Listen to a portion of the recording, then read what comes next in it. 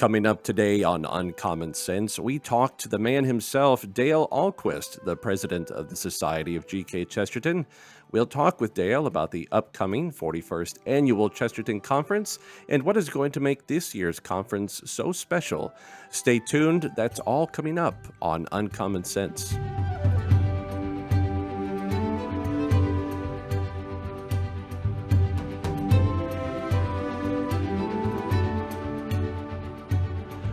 Welcome to another episode of Uncommon Sense. I am Albert Sines, joined with my co-host, Gretelyn Darkey. Gretelyn, how are you?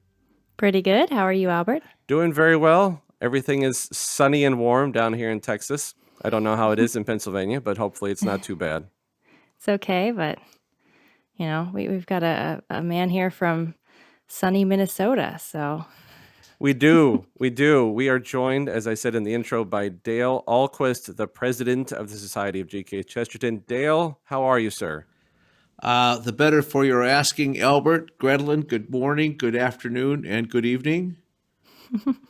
Let's cover the entire day for all those people who are listening. Exactly. We don't want to leave anyone out. So, Dale, as I mentioned, we are really here to talk about the conference that's upcoming. And as you said, we want to dangle some good cheese out there for all those people who are questioning whether they should come or not. But I really got to ask a starting question before we talk about this specific conference. So this is the 41st annual conference. How is it for you to be a part of this, after all these years, to continue to keep the conference going? Here we are, 41 annual conferences. How is this for you and as a personal experience?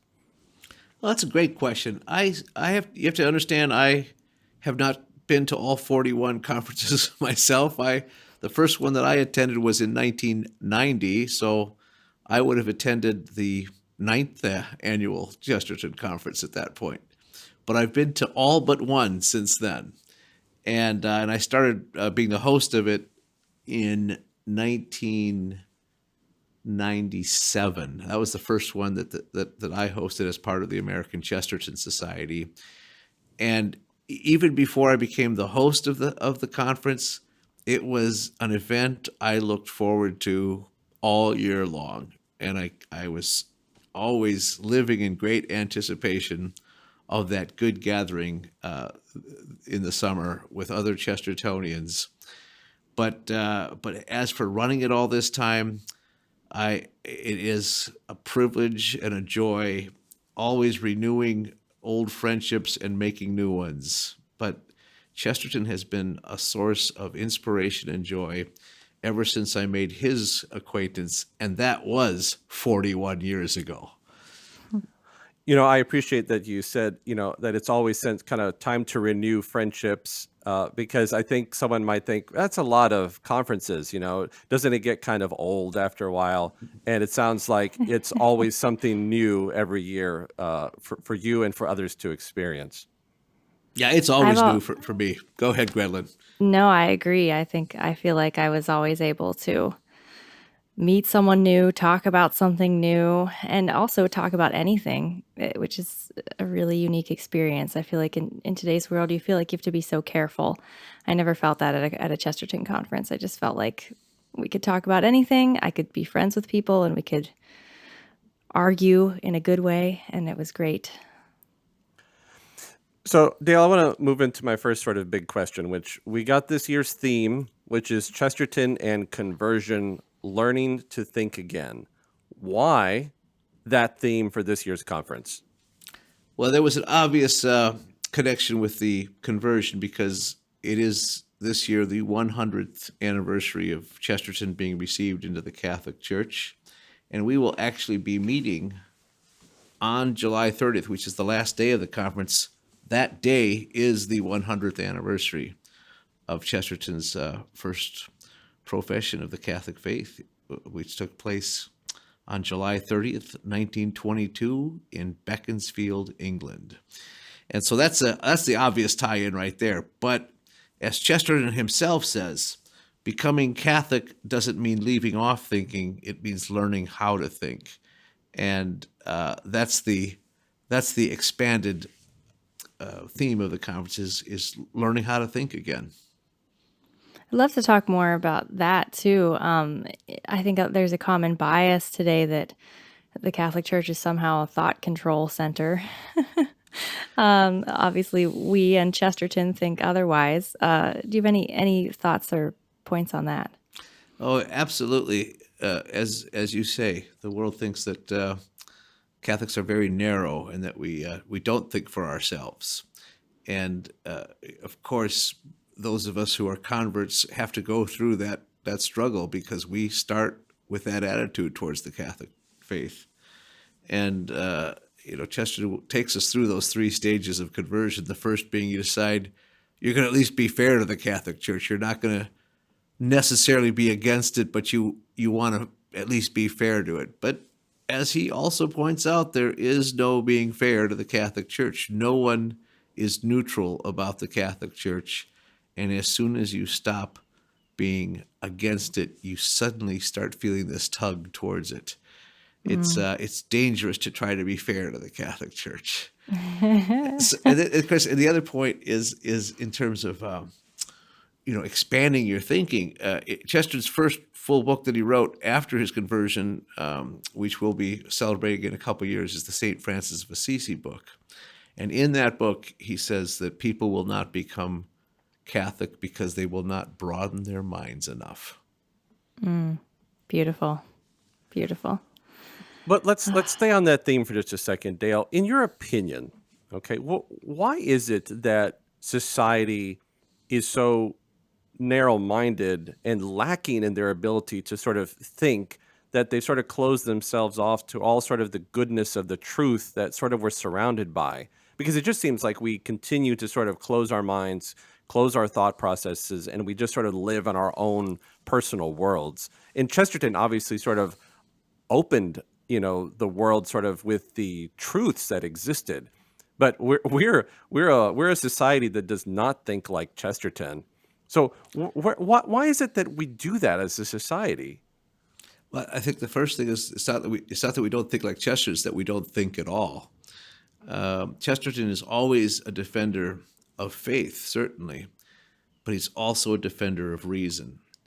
And he points out that the modern world actually is more against reason even than it is against faith.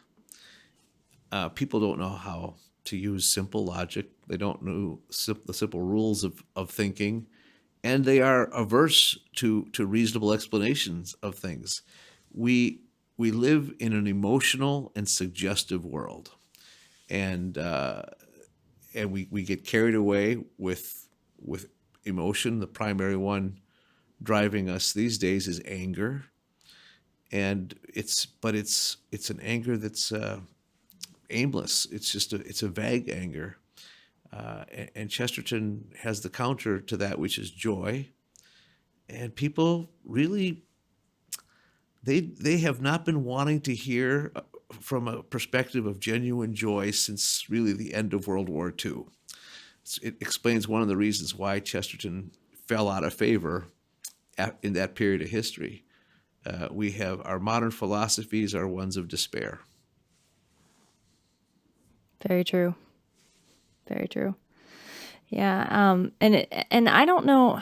It's such a funny thing because World War II brought this specter of atomic war that I think has hung over people whether they know it or not, and that maybe contributed.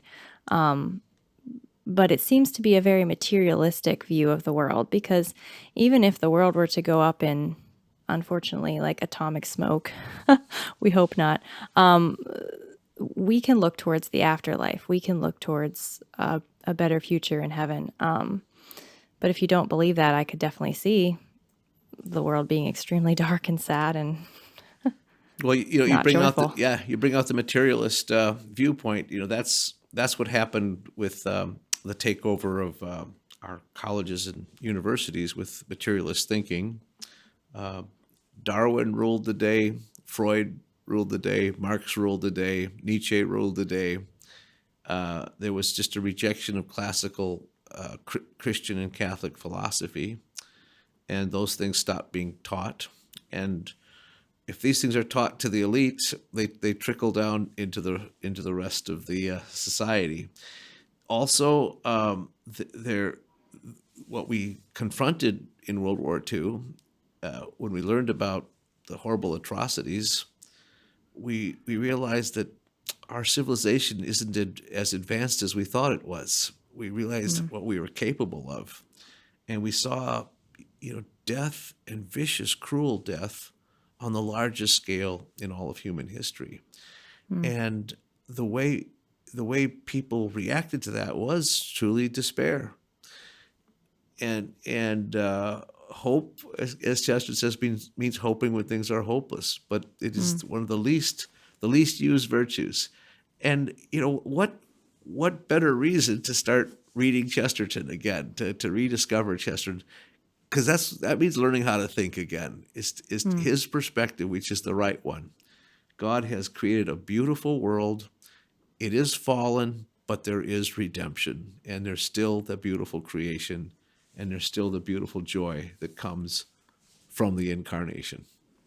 And if you knew you were going to die tomorrow, wouldn't you want to enjoy the beautiful world that God gave you?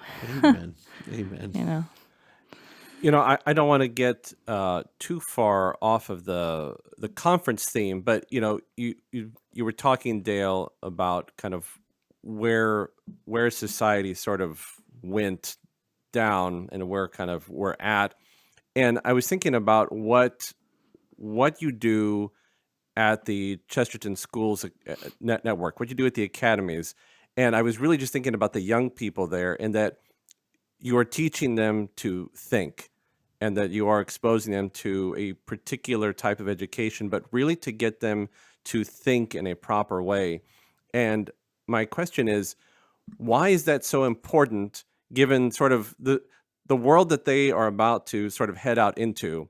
And you've put an emphasis on they need to be able to think in a proper way. What benefit does that do when they learn how to think for themselves in the proper way? What impact will that have on the world? Well, the world, of course, is full of problems, as we know, Albert. And one of the first things we teach in 9th grade is Euclid, and that's how to solve problems. and most problems can be broken down reasonably and solved reasonably. But that means we have to not let our emotions run away with us and not be discouraged. So that's why faith has to be accompanying reason. But if we teach faith and reason, we could teach our young people how to confront the horrible problems that the world is facing today. But they're going to be leaders in changing the society, because they're going to be able to see through the fallacies and hopefully not be swept away by all the strong emotions that seem to rule the day. And it's such a delicate time, right? I mean, you don't have to read much of the news to, as you said, to see so many of the fallacies, right? But to recognize it, to sort of move beyond it, and then in the midst of, kind of what you call the anger that's sort of aimless, to have good thought, to have good faith, and then to sort of move through that, and then to help get past those problems, to help solve those problems. I mean, the world needs people that are like coming out of all the Chesterton academies, even adults. I mean, even we need that sort of education. We need that sort of guidance. So it's not just the young people that need it, but I appreciate what the schools network does. But God knows, as adults, so many of us need that sort of formation as well. Amen. The subject of my talk at the conference, which is the introductory talk, which I've made 2 or 3 sentences of notes on already in preparing for the talk. Yeah, but the title of the talk is "The Ripple Effect of G.K. Chesterton's Conversion," and of course I don't want to give everything away, but it'll be argued that part of the ripple effect, of course, is the effect of these Chesterton academies. Because you say it not only affects the students, it affects the adults, it affects families, it affects everybody who comes into contact with these schools in one way or another. Yeah, beautiful.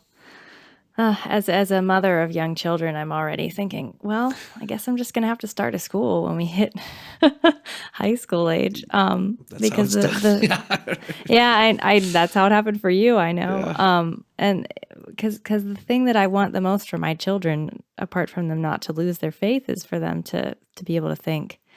And I think that's integral to helping them keep their faith, is teaching them that this is how you tell when somebody's leading you down the garden path, and this is how you can see the truth, and you have to figure that out for yourself, and here's how to do it. So keep fighting the good fight. So, Dale, going back to the conference specifically, you sort of touched on your talk, and I know that we're going to have a lot of other great keynote speakers. Christopher Check's going to be in, Joe Grabowski, Susan Sutcher, and a whole list of people are all going to be there. And I think we're all trying to sort of, maintain this sort of theme. But what's really going to be special about this conference that people should really consider coming? I know you touched on the big one. We are going to get to celebrate the 100th anniversary of Chesterton's conversion from 1922. But what else can people look forward to? Get that they can get out of this conference. Gretelyn made a good point earlier, which she says at a conference you can talk about anything, and that's just among the attendees can talk about anything. But the point of a Chesterton conference is that everything is a subject. It's just such a wide variety of talks and subjects that are considered, because Chesterton wrote about everything. The outsider is going to think, what? How can people keep having a conference about the same author who's been dead almost 100 years? I mean, aren't they just about done? Jane Austen, there's conferences, and she only wrote 5 novels, and they still have conferences.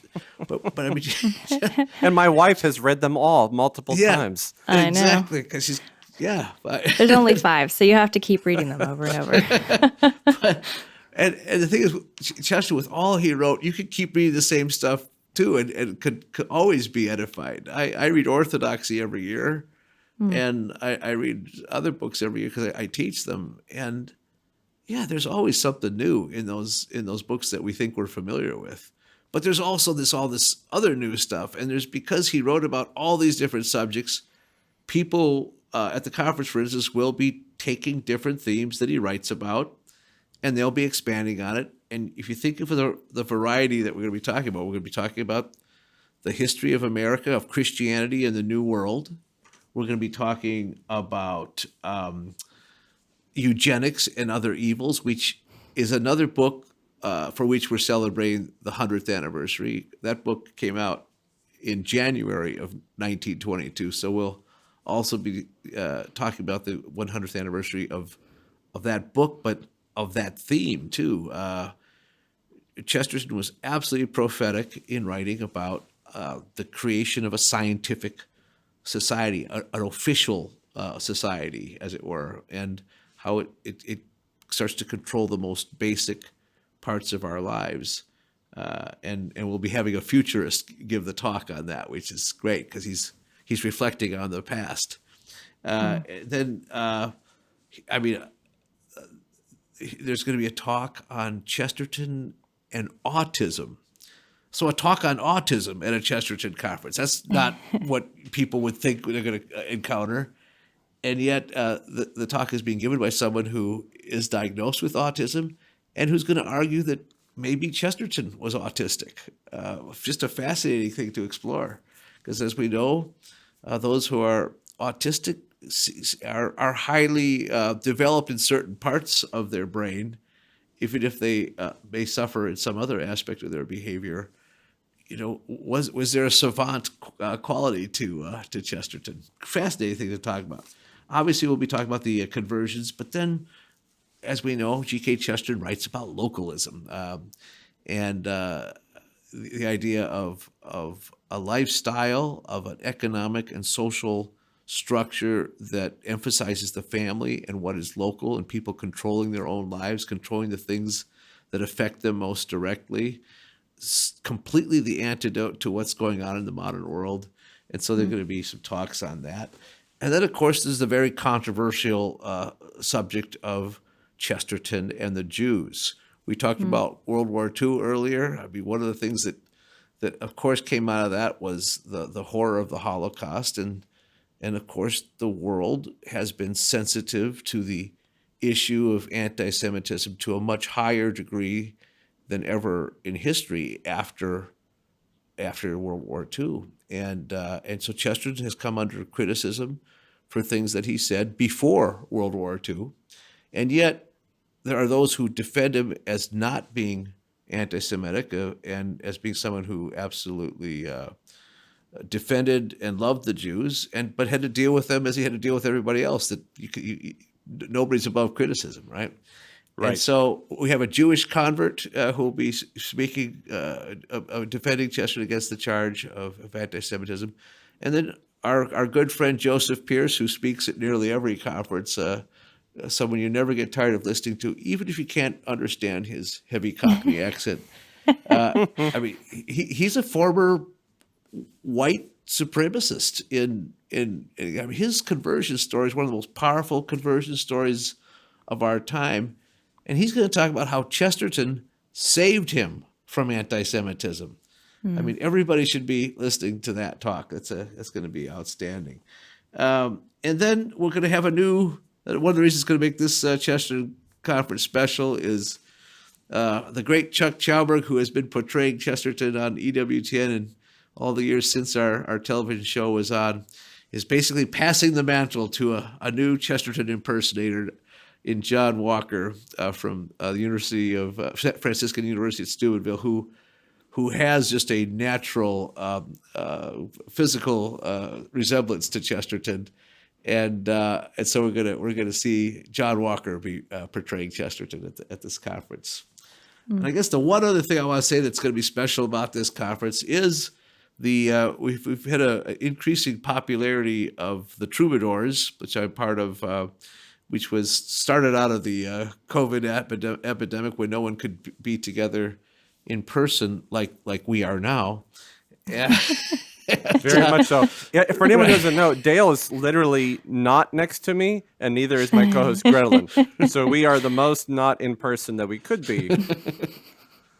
But we started what we call the Troubadour Summit to give people some hope and some perspective when everyone was just isolated and sitting in their rooms in front of their screens. We created a very intimate group that felt very close. You felt like you were in the room with us when the Troubadours got together. Again, Joseph Pierce and Christopher Check, who we've already referred to, but then also William Fahey, president of the College of Thomas More, the Liberal Arts in New Hampshire, and Daniel Kerr, who started St. Martin's Academy, an all-boy boarding school with a rural setting in Fort Scott, Kansas. Just 5 guys who really enjoy each other's company, and we take on the deep subjects together, and we're going to be doing some poetry together at the conference. I think that's going to be a real special evening.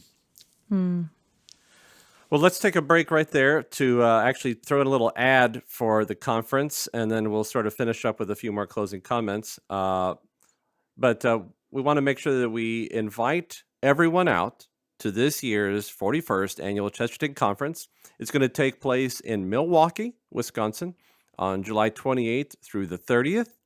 And as we've noted, this year's theme is Chesterton and Conversion, Learning to Think Again. And we've got a full lineup of speakers: Dale Ahlquist himself, Christopher Check, the president of Catholic Answers. Dale talked about John Walker being there as well, and many more. And extra special this year, again, I want to remind everyone, because we're celebrating the 100th anniversary of Chesterton's conversion to the Catholic faith on July 30th, 1922. So we're looking forward to being able to celebrate this great occasion in the life of G.K. Chesterton, a thinker and writer who has influenced the conversions of so many people in his lifetime and beyond. So if you want some more information, and of course, to register, please visit chesterton.org/conference, and we are looking forward to seeing you there.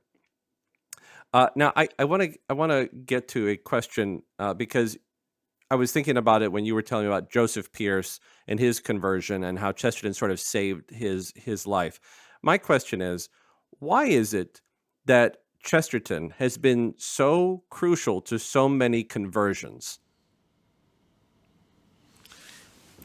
That's a question that I think Chesterton maybe answers himself.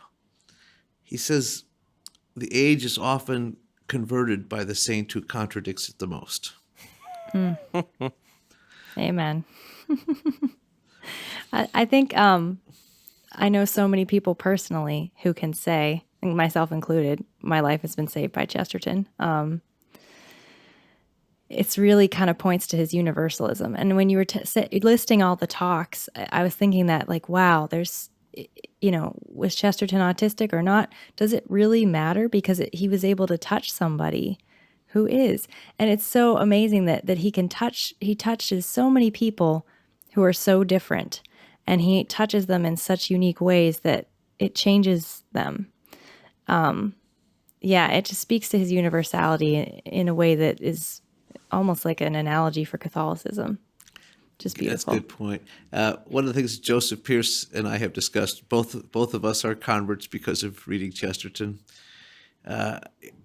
Joseph has said, all of his arguments for the faith are very convincing, but that's not what does it. You're drawn to Chesterton's goodness. That's what pulls you in, and you just want to be his friend. If the Catholic Church is represented by G.K. Chesterton, well, then I want to be part of the Catholic Church. And if he says to you, you should meet this guy, Jesus Christ, he's really cool, you trust him. Yeah, everything he says is trustworthy, and it's because of his humility as well as his certitude. I wonder how it is that when you have so many opposing viewpoints and opinions in the world, and we talked earlier about sort of this anger, and my wife says this very clearly to me. She says, no one has ever convinced me to change my mind by yelling at me, and Chesterton is very strong and firm, but he doesn't yell, and all of his points are very clear. They're very honest. There's nothing complicated sort of about his individual thoughts. Orthodoxy might be a bit heavy as a whole sort of collection, but his individual points make perfect sense. But he doesn't yell at us. And I feel like a peaceful and joyful man like Chesterton, if we can sort of duplicate that across, if we can all sort of come to our debates, to our arguments, to our defense of the faith, sort of with a Chestertonian sort of way of doing it, that we too could sort of be, a light to people who need to, potentially convert, who need to sort of follow in the path of truth, because we're not yelling, Well, and one of the talks of the conference will be from Joe Grabowski, which is how to have an argument without having a quarrel. Yeah. And Chesterton said that was the great thing about he and his brother. His brother, who tragically died in World War I, when Chesterton eulogized him, he said, we had a long argument but never had a quarrel, and that makes all the difference. Because the argument's about the point being discussed. The quarrel is simply a shout fest at that point. Mm-hmm. Well, Yep. Gretlen, do you have any closing questions or comments for Dale? Just if, I don't know, there was something I was wondering the other day, maybe you can put me straight. I had heard that Chesterton, he basically kind of converted in his heart long before he took the actual step. A lot of people would argue.